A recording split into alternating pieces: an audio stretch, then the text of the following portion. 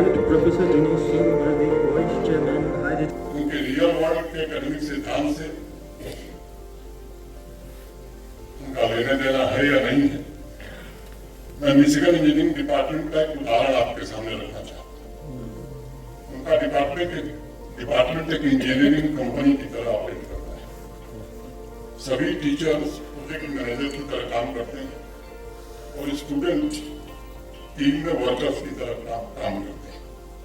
सभी subject workshop में पढ़ाए जाते हैं। पीछे से मोटर चलने की आवाज आती है। रियल टाइम में स्टूडेंट्स को एकेडमिक थ्योरी और उसके प्रैक्टिकल के तौर पर सीखने का एक अवसर मिलता है।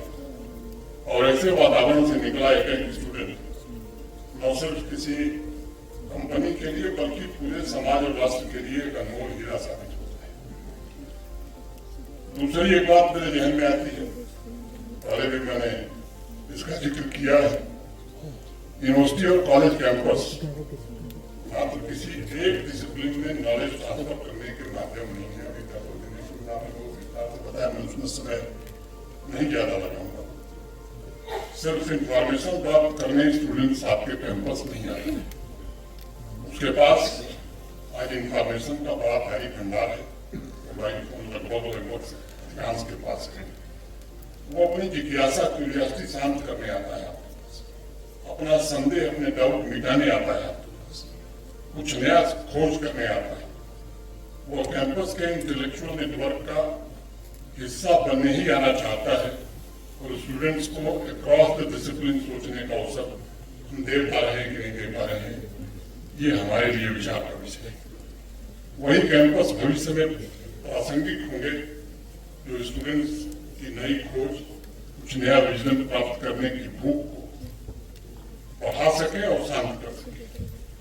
इसी भावना के साथ नेशनल एजुकेशन पॉलिसी के अनुसार इंटर डिसिप्लिनरी अप्रोच पर जम्मू कश्मीर में काम काफी हुआ है। इसे और इंटेंसिफाई करने की जरूरत है। मैं आप लोगों को ये बताना चाहता हूँ कि स्टैनफोर्ड यूनिवर्सिटी ने कुछ वर्ष पहले 1500 बिजनेस लीडर्स का एक सर्वे किया। सर्वे का सवाल ये था कि कौन से दो सब्जेक्ट्स कॉलेज और यूनिवर्सिटी के क्लासरूम में टॉप प्रायोरिटी लिस्ट में आते हैं। सर्वे का जो रिजल्ट था वो बड़ा चौंकाने वाला था। पहला सब्जेक्ट टेक्नोलॉजी और दूसरा था कल्चर।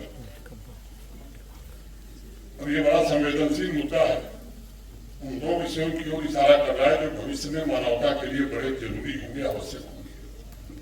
हमें ये बात ध्यान रखनी चाहिए कि बड़ी कंपनी सिर्फ तकनीक से नहीं बनती, बल्कि उनके कल्चर का बड़ा महत्वपूर्ण योगदान होता है। एक बड़े मशहूर राइटर थॉमस फ्रीडमैन, उन्होंने लिखा कि विश्व की दो सबसे बड़ी टेक्नोलॉजी कंपनी वो interdisciplinary approach, design, technology, mathematics और आर्ट ने मिल करके बनाया है।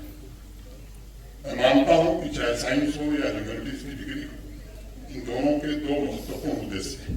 पहला, स्टूडेंट के व्यक्तिगत खोज की राह को आसान करना और दूसरा, उनके प्रोफेशनल एक्सीलेंस का मजबूत आधार तैयार करना। इन दोनों उद्देश्यों की पूर्ति के लिए करिकुलम, प्रैक्टिकल और इनोवेटिव अप्रोच ये बड़ा आवश्यक है।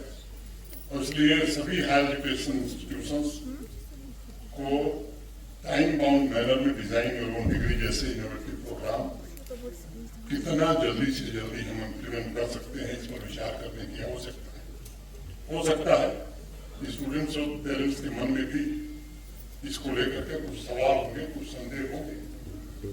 उसके लिए अनेक हमारे छात्र हैं जो मार्गदर्शन कर सकते हैं।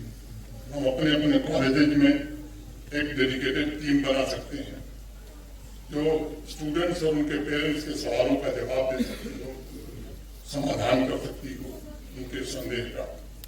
मैं समझता हूं कि विभिन्न कारणों से जिस प्रकार आज पूरी दुनिया में परिवर्तन देखा जा रहा है, उस स्थिति में डिजाइन योर ओन डिग्री मैं मानता हूं कि आने वाली पीढ़ी का सबसे सशक्त टूल और सपोर्ट सिस्टम साबित होने वाला है।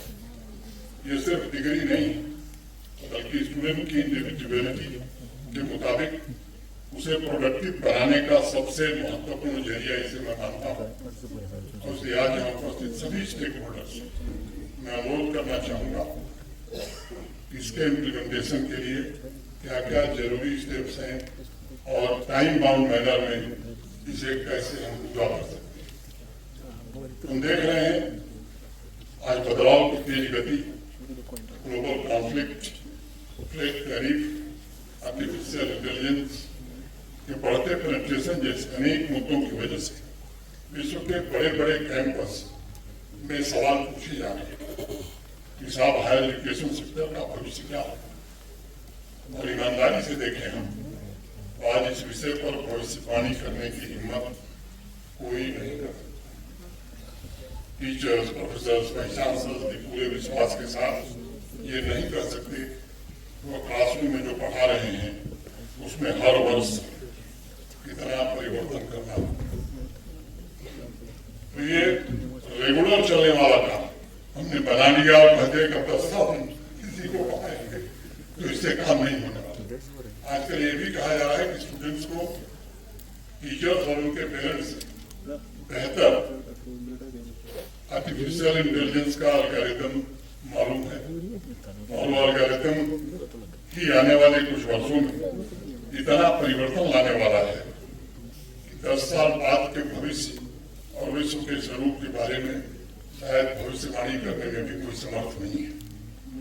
मैं आज ये बात कहना चाहता हूँ, चाहे आर्टिफिशियल इंटेलिजेंस का कितना भी पेनिट्रेशन क्यों न हो जाए, आने वाले भविष्य में कॉलेज, यूनिवर्सिटी कैंपस में critical thinking, communication, collaboration, creativity, curiosity और दो अन्य पहलू प्रॉब्लम सॉल्विंग और मल्टी डिसिप्लिनरी अप्रोच कभी भी इररिलेवेंट नहीं होने वाली। और यही वो सिद्धांत है जो हर एक स्टूडेंट को नए आइडियाज, नए इनोवेशन के लिए प्रेरित कर सकते हैं, बल्कि स्टूडेंट्स को परिवर्तन के अनुसार खुद को रीइन्वेंट करने के लिए भी साधन मुहैया करा सकते हैं। और इसलिए कैंपस में हो रहे परिवर्तन में इस बात का विशेष ध्यान हमें रखना होगा, केवल किताबी ज्ञान नहीं बल्कि स्टूडेंट्स को क्रिटिकल थिंकिंग और क्रिएटिविटी की कैपेबिलिटी हम कैसे दे पाए। टेक्नोलॉजी में हो रहे एक्सपोनेंशियल ग्रोथ का एक छोटा सा उदाहरण मैं आपके सामने रखना चाहता हूँ। एक डिजाइनर को क्लासरूम डिजाइन बनाने का एक ऑर्डर मिला। कॉलेज के प्रिंसिपल साहब ने कहा उसे अपने ऑफिस में वो डिजाइन लगानी है जिसे देख करके 2050 का क्लासरूम कैसा होगा ये हम सोच सकें या लोगों को बता सकें। परिवर्तन करने की जरूरत है ताकि आज का स्टूडेंट फ्यूचर का बेहतरीन प्रोफेशनल बन सके, विकसित भारत के निर्माण में अपनी पूरी क्षमता का योगदान दे सके। मैं समझता हूँ मोटे तौर पर जो मुझे समझ में आया मैंने वो बातें कही हैं। जो हमारे हायर एजुकेशन की समस्या है, मुझे लगता है इसकी चर्चा भी 2 दिन में उनके होनी चाहिए, क्योंकि जो समस्याएं हम नहीं समझते हैं तो समाधान भी नहीं निकलता है। और कभी कभी लिहाज में हम सोचते हैं कि सर चीफ सेक्रेटरी साहब बैठे हैं, डी साहब बैठे हैं, हम कैसे कहें, वैसे हम लोग साहब हैं, ये एसीएस हायर एजुकेशन क्या सोचेंगे तो सोचेंगे। लेकिन अगर वास्तव में जम्मू कश्मीर के हायर एजुकेशन लैंडस्केप को हमें बदलना हम चाहते हैं और विकसित भारत की यात्रा में जम्मू कश्मीर के योगदान को हम सुनिश्चित करना चाहते हैं तो मेरा अनुरोध होगा साथियों जी इस पर खुल करके चर्चा हो, उसे नोट किया जाए, जो समाधान हम कर सकते हैं। मैं जानता हूँ कि सबका समाधान नहीं, क्योंकि हम जब विश लिस्ट बनाते हैं तो ऐसी चीजें डाल देते हैं कि अब सब आइए। तो ये भी हमें ध्यान रखना चाहिए सुझाव देते समय। मुझे लगता है कि इस दृष्टि से हमें विचार करना चाहिए और 2 दिन में जो फ्यूचर रोड मैप हम बनाएंगे उसकी टाइमलाइन भी अगर हम तय कर सकें और केवल तय नहीं कर सकें बल्कि एक समय सीमा बना सकें कि 2 महीने 3 महीने में रिव्यू करेंगे जो हमने लक्ष्य तय किया उसमें कहाँ तक पहुंचे, कमी रह गई तो क्यों रह गई उस कारणों पर विचार करें।